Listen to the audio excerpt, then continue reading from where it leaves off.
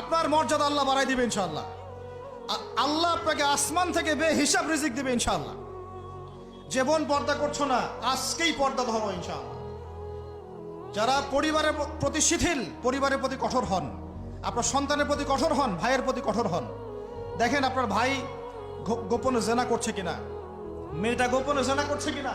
এই free mixing ত্যাগ করেন, ফ্রি মিক্সিং এর সংস্কৃতি ত্যাগ করেন, মোবাইলের সেলফির সংস্কৃতি ত্যাগ করেন, শোডাউন আইওয়াশ এগুলো বন্ধ করেন, কিছু করার চেষ্টা করেন আল্লাহর জন্য। আল্লাহ পাক সবাইকে তৌফিক দান করেন। যারা আমরা মাদ্রাসায় পড়ি, আমরা যারা মাদ্রাসায় টুকটাক যাওয়া আসা করি, আমাদের জীবনের উদ্দেশ্য যেন এমন না হয় যে একটা ইমামতি হলেই বাস কাম খালাস। না, একটা ইমামতির জন্য আল্লাহ আপনাকে সৃষ্টি করেন না। একটা বই লিখেছি বাস অনেক কিছু হয়ে গেছে, একটা মাদ্রাসা প্রতিষ্ঠা করেছি বাস অনেক কিছু করে ফেলেছি, এমনভাবে কখনো চিন্তা করবেন না।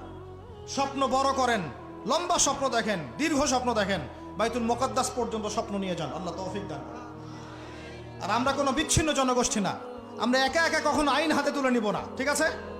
আমরা একটা পুরো জাতি করবো ইনশাআল্লাহ, ওই জাতিগতভাবে আমরা এগিয়ে যাবো ইনশাআল্লাহ।